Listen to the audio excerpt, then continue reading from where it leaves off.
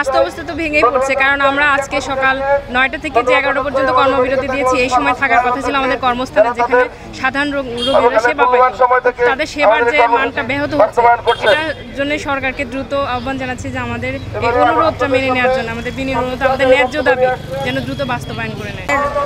টেকনোলজিস্টদেরকে একটা সম্মানজনক পদে যাওয়ার জন্য, মানে গ্রেডে যাওয়ার জন্য, সেটা হচ্ছে 10 গ্রেড।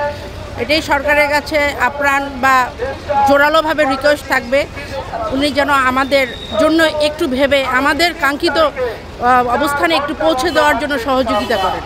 এটাই আমাদের কাম্য।